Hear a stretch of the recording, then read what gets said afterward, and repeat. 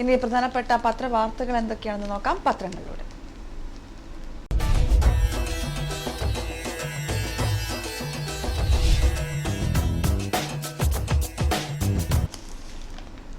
ഞാൻ പറഞ്ഞ പോലെ ഇന്ന് 1-ാം തീയതിയായി അല്ലേ? ഇന്ന് 1-ാം തീയതി ആകുമ്പോൾ എല്ലാവർക്കും ഭയങ്കര സന്തോഷമാണ്. കുറേ കാര്യങ്ങളുണ്ട് 1-ാം തീയതി. കാരണം കുറച്ച് സങ്കടമുണ്ട്. കാരണം എല്ലാവരും വെക്കേഷനൊക്കെ കഴിഞ്ഞ് വീണ്ടും സ്കൂളിലേക്ക് പ്രവേശിക്കുന്ന ഒരു ദിവസം കൂടിയാണ് ഇന്ന്. അതുപോലെ തന്നെ പലരും പുതിയതായിട്ട് ക്ലാസ്സിലേക്ക് പോകുന്ന കുട്ടികളുണ്ട്.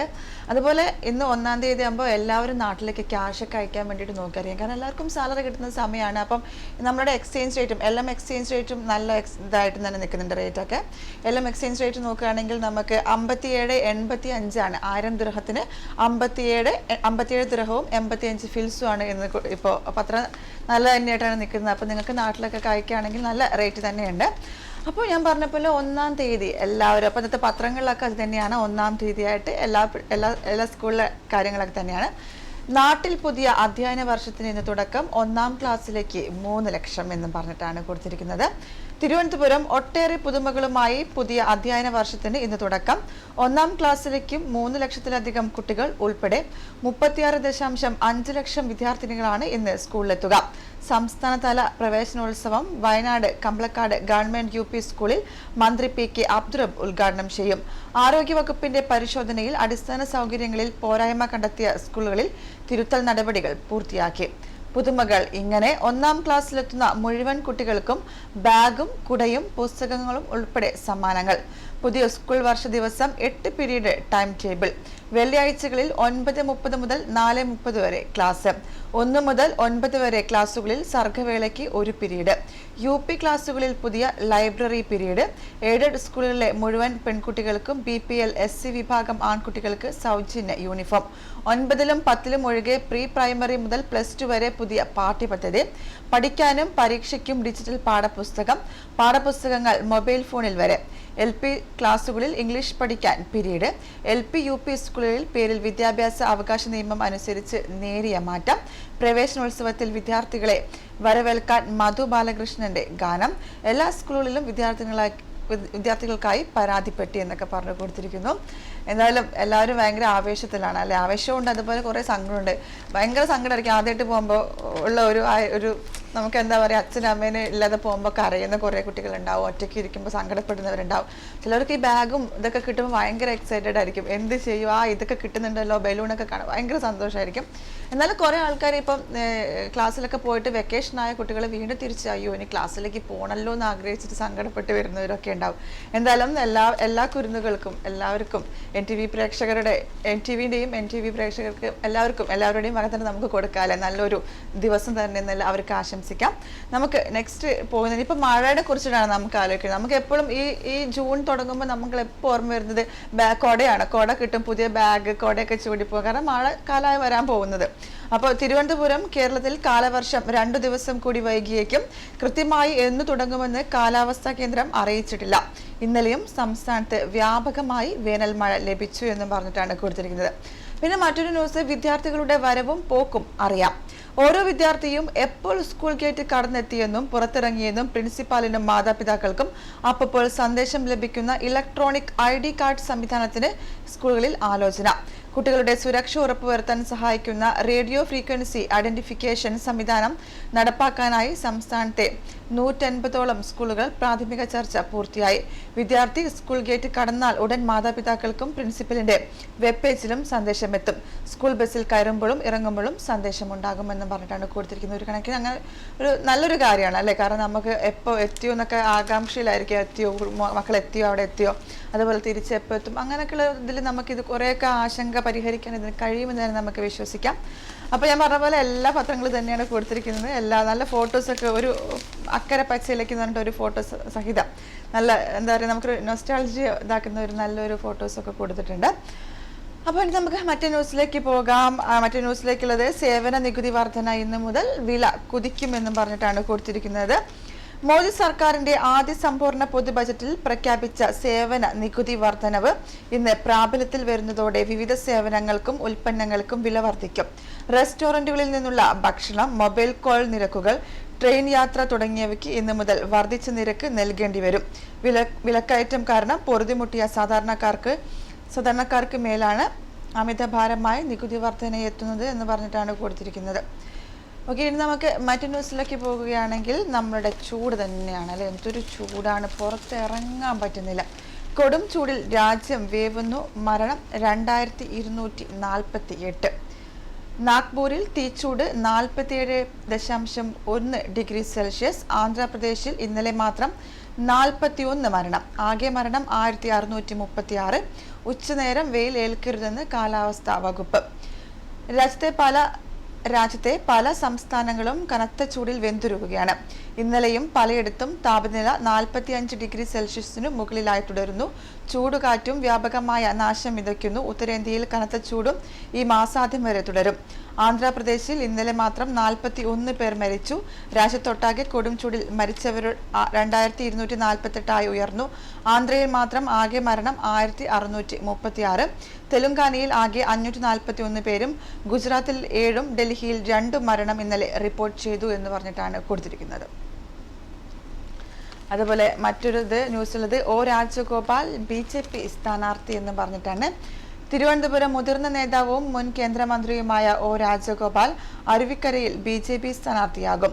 ഇന്നലെ ചേർന്ന കോർ കമ്മിറ്റി യോഗമാണ് തെരഞ്ഞെടുപ്പ് പോരാട്ടത്തിനായി അദ്ദേഹത്തെ തന്നെ ആശ്രയിക്കാൻ തീരുമാനിച്ചത്. കേന്ദ്ര പാർലമെന്ററി ബോർഡിന്റെ അംഗീകാരത്തിനായി രാജഗോപാലിന്റെ പേര് സമർപ്പിച്ചു. സംസ്ഥാന പ്രസിഡന്റ് വി മുരളീധരനും ദേശീയ നിർവാഹക സമിതി അംഗം PK കൃഷ്ണദാസും നാളെ BJP ദേശീയ അധ്യക്ഷൻ അമിത് ഷായെ നേരിൽ കാണും. അതിനുശേഷമേ ഔദ്യോഗിക പ്രഖ്യാപനം ഉണ്ടാകാൻ സാധ്യതയുള്ളൂ. എന്നാൽ ഇന്നലെ വൈകിട്ട് തന്നെ രാജഗോപാൽ മണ്ഡലത്തിലെത്തി. രാജഗോപാൽ കൂടി എത്തിയതോടെ ശക്തമായ ത്രികോണ മത്സരത്തിന് അരുവിക്കരയിൽ കളമൊരുങ്ങി എന്നും പറഞ്ഞിട്ട് കൊടുത്തിരിക്കുന്നു. അതുപോലെ മറ്റൊരു ന്യൂസ് ഉള്ളത് പുതിയ IT ഫോം തയ്യാർ. റിട്ടേൺ സമയം ഓഗസ്റ്റ് 31 വരെ എന്ന് പറഞ്ഞു കൊടുത്തിരിക്കുന്നു.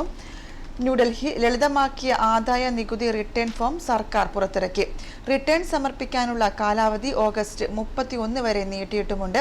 നികുതി സംബന്ധമായ ചോദ്യങ്ങൾക്ക് യഥാസമയം മറുപടി നൽകാത്തവർക്കും 2 ലക്ഷം രൂപ വരെ പിഴ വിധിക്കുന്ന പരിഷ്കാരം അടുത്ത സാമ്പത്തിക വർഷം വരും എന്നും പറഞ്ഞിട്ടാണ് കൊടുത്തിരിക്കുന്നത്. പിന്നെയുള്ള ഒരു ന്യൂസ് ഉടുപ്പിൽ നിന്നൊരു വാട്സാപ്പ് മെസ്സേജ് എന്ന് പറഞ്ഞിട്ടാണ്. അതെന്താണെന്ന് നമുക്ക് നോക്കാം അല്ലേ.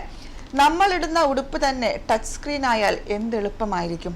കാര്യങ്ങൾ ഫോണും ടാബും ലാപ്ടോപ്പും ഒന്നും കൊണ്ട് നടക്കേണ്ട. ഇട്ടിരിക്കുന്ന ഉടുപ്പിലൊന്ന് തൊട്ടാൽ സ്ക്രീൻ തെളിയും.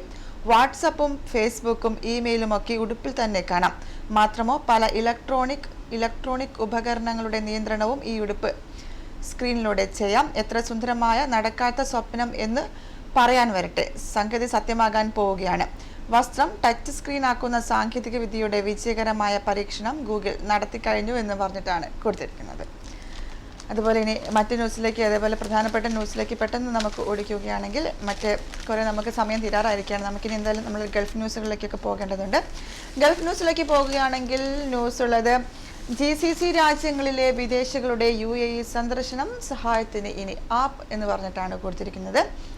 GCC രാജ്യങ്ങളിൽ താമസിക്കുന്ന വിദേശികൾക്ക് UAE സന്ദർശിക്കാനുള്ള നടപടിക്രമങ്ങൾക്ക് മൊബൈൽ ആപ്ലിക്കേഷൻ വഴിയും സൗകര്യമൊരുങ്ങുന്നു. ഓൺലൈൻ വഴി ലഭ്യമാക്കുന്ന സൗകര്യം മൊബൈൽ ഫോണിലേക്കും ലഭ്യമാക്കാനുള്ള പദ്ധതിയാണിത്. നടപടികൾ ഉടൻ പൂർത്തിയാക്കുമെന്നും Dubai directorate of residence and foreign affairs major general Mohammed Al Marri അറിയിച്ചു എന്ന് പറഞ്ഞിട്ടാണ് കൊടുത്തിരിക്കുന്നത്. അതുപോലെ മറ്റൊരു ന്യൂസ് ഉള്ളത് രാജ്യാന്തര തൊഴിൽ സമ്മേളനത്തിൽ പങ്കെടുക്കാൻ UAE സംഘം. സ്വിറ്റ്സർലൻഡിലെ ജനീവയിൽ ഇന്നു മുതൽ 13 വരെ നടക്കുന്ന രാജ്യാന്തര തൊഴിൽ സമ്മേളനത്തിൽ UAE പങ്കെടുക്കും. തൊഴിൽ മന്ത്രി സഗർ ബിൻ സായിദ് ഗോബാഷിന്റെ നേതൃത്വത്തിലാണ് UAE പ്രതിനിധി സംഘം സമ്മേളനത്തിൽ പങ്കെടുക്കുക.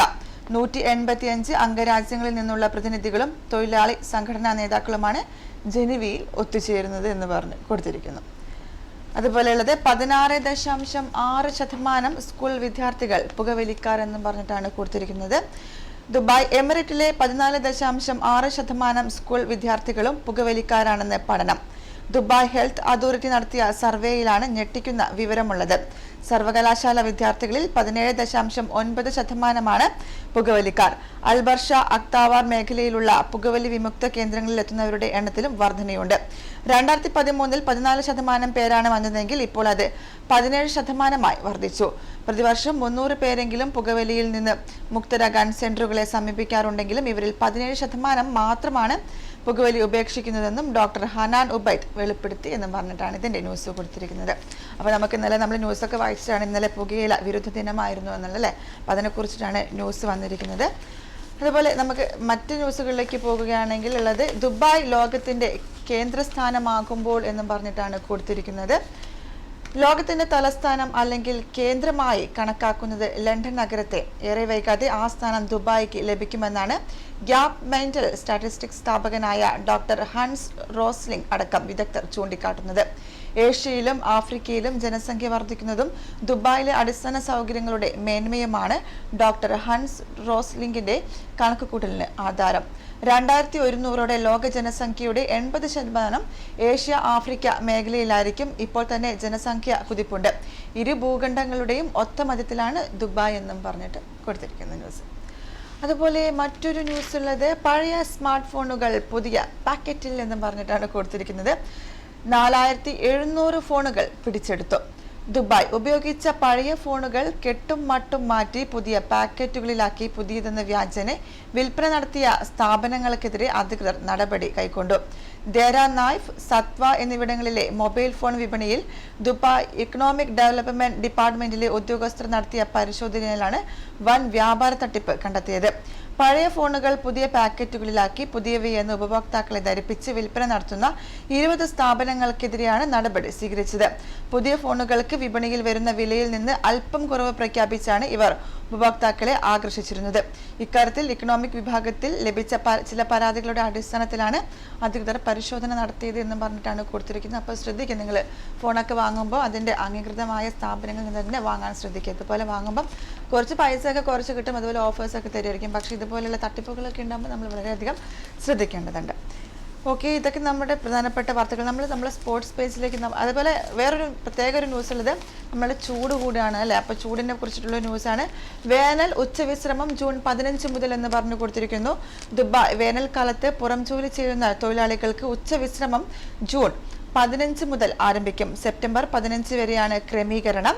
നിയമമനുസരിച്ച് വരുന്ന 3 മാസങ്ങളിൽ ഉച്ചയ്ക്ക് 12:30 മുതൽ 3:30 വരെ തൊഴിലാളികളെ നേരിട്ട് സൂര്യപ്രകാശം ഏൽക്കുന്ന ജോലികൾ ചെയ്യിക്കാൻ പാടില്ല. ഇക്കാലത്ത് തൊഴിൽ സമയം രാവിലെയും രാത്രിയും 2 ഘട്ടങ്ങളിലാവുമെന്ന് തൊഴിൽ മന്ത്രി സബർ ഗപാഷ് പറഞ്ഞു. 8 മണിക്കൂറാണ് ജോലി. അധിക ജോലി ചെയ്യേണ്ടി വന്നാൽ നിയമമനുസരിച്ചുള്ള ഓവർ ടൈം ആനുകൂല്യങ്ങൾ നൽകണമെന്നും അദ്ദേഹം പറഞ്ഞു. മിഡ് ഡേ അവധിക്കാലത്ത് കൃത്യമായ ക്രമീകരണം നടത്തേണ്ടത് തൊഴിലാളി ഉടമകളുടെ ബാധ്യതയാണ്. ഉച്ചവിശ്രമത്തിന് വേണ്ട സൗകര്യങ്ങളും സജ്ജീകരിക്കണം എന്നും പറഞ്ഞിട്ടാണ് കൊടുത്തിരിക്കുന്നത്. അതുപോലെ തന്നെ നിയമ ലംഘകർക്ക് കനത്ത പിഴ എന്നും പറഞ്ഞു കൊടുത്തിട്ടുണ്ട്. ഉച്ചവിശ്രമ നിയമം ലംഘിക്കുന്ന തൊഴിലുടമകളിൽ നിന്ന് കനത്ത പിഴ ഈടാക്കും. ഒരു തൊഴിലാളിക്ക് 5000 ദിർഹം എന്ന നിരക്കിലാണ് പിഴ. പരമാവധി 50,000 ദിർഹം കൂടാതെ കമ്പനികളുടെ രേഖകൾ മന്ത്രാലയത്തിന് കൈമാറും. ഇതനുസരിച്ച് കമ്പനിയുടെ താൽക്കാലികമായി അവസാനിപ്പിക്കുന്നതും ക്ലാസിഫിക്കേഷൻ നിലവാരം കുറയ്ക്കുന്നതിനും മന്ത്രി പരിഗണിക്കും എന്നും പറഞ്ഞിട്ടാണ് കൊടുത്തിട്ടുള്ളത്. ഇനി നമുക്ക് നമ്മളുടെ സ്പോർട്സ് പേജിലേക്ക് പോകാം അല്ലെ. എന്തൊക്കെയാണ് സ്പോർട്സിലെ പ്രധാനപ്പെട്ട വാർത്തകൾ എന്ന് നോക്കാം. ബഗാൻ ചാമ്പ്യന്മാർ എന്ന് പറഞ്ഞു കൊടുത്തിരിക്കുന്നു. ഫൈനൽ പേരിൽ ബാംഗ്ലൂരു FC-യുമായി സമനില. ബാംഗ്ലൂരു I-ലീഗ് ഫുട്ബോൾ കിരീടം മോഹൻ ബഗാന് ഫൈനൽ പോരാട്ടമെന്ന് വിശേഷിപ്പിക്കപ്പെട്ട മത്സരത്തിൽ നിലവിലെ ചാമ്പ്യന്മാരായ ബാംഗ്ലൂരു FC-യെ 1-1 സമനിലയിൽ തളച്ചാണ് ബഗാൻ കിരീടം സ്വന്തമാക്കിയത്. ലീഗ് റൗണ്ടിലെ അവസാന മത്സരത്തിൽ ആദ്യ 2 സ്ഥാനങ്ങളിലുള്ള ടീമുകൾ നേർക്കുനേർ വന്നതാണ് മത്സരത്തെ ഫൈനലിലേക്ക് എത്തിച്ചത് എന്നും പറഞ്ഞിട്ട് കൊടുത്തിട്ടുണ്ട്. അതുപോലെ മറ്റൊരു സ്പോർട്സ് ന്യൂസിലേക്ക് പോവുകയാണെങ്കിൽ ബാഴ്സലോണ സ്പാനിഷ് കിങ്സ് എന്ന് പറഞ്ഞു കൊടുത്തിരിക്കുന്നു. ബാഴ്സയ്ക്കും മെസ്സിക്കും ഡബിൾ. മാഡ്രിഡ് സൂപ്പർ താരം ലയണൽ മെസ്സിയുടെ ഇരട്ട ഗോളിന്റെ കാര്യത്തിൽ ബാഴ്സലോണ സ്പാനിഷ് കിങ്സ് കപ്പ് രാജാക്കന്മാരായി. ഫൈനലിൽ അറ്റ്ലാന്റിക്കോ ബിൽബോവയെ 1-3 ഗോളിനാണ് ബാഴ്സോ തോൽപ്പിച്ചത്. 20-74 മിനിറ്റുകളിലായിരുന്നു മെസ്സിയുടെ ഗോളുകൾ. 37-ാം മിനിറ്റിൽ നെയ്മറുടെ ഗോളിലൂടെ ബാഴ്സ പട്ടിക പൂർത്തിയാക്കിയെന്നും പറഞ്ഞിട്ടാണ് കൊടുത്തിട്ടുള്ളത് സ്പോർട്സ് പേജ്. അതുപോലെ മെസ്സിയുടെ കൂടെ തന്നെ മെസ്സിയുടെ മാജിക് ഗോൾ എന്നും പറഞ്ഞു കൊടുത്തിട്ടുണ്ട്. Spanish king cup final Atletico ബിൽബോവയ്ക്കെതിരെ മെസ്സി നേടിയ ആദ്യ ഗോൾ ഫുട്ബോൾ ആരാധകരുടെ മനം കവർന്നു. ബിൽബോവയുടെ 4 ഡിഫൻഡുകളെയും കബളിപ്പിച്ച് മുന്നേറിയായിരുന്നു 20-ാം മിനിറ്റിൽ നിന്നും മിന്നും ഗോൾ പിറന്നത് എന്നും പറഞ്ഞിട്ടാണ് ഇതിന്റെ ന്യൂസും കൊടുത്തിട്ടുള്ളത്. അപ്പം എന്തായാലും നമ്മളുടെ ടൈം ഇങ്ങനെ കഴിയാറായിരിക്കുകയാണല്ലേ. നമ്മളുടെ കുറേ നമ്മൾ ഗൾഫ് ന്യൂസ് വായിച്ചു, അതുപോലെ തന്നെ സ്പോർട്സ് ന്യൂസ് വായിച്ചു, അങ്ങനെ എല്ലാം നമ്മൾ കവർ ചെയ്തു പോയി. ഇതൊക്കെയാണ് നമ്മുടെ പ്രധാനപ്പെട്ട ഇന്നത്തെ വാർത്തകളും വിശേഷങ്ങളൊക്കെ. അപ്പോൾ നാളെ നമുക്ക് ഹലോ ഗുഡ് മോർണിംഗ് ഇതുപോലെ ഒരുപാട് വിശേഷങ്ങളുമായി കാണാം. നന്ദി, നമസ്കാരം.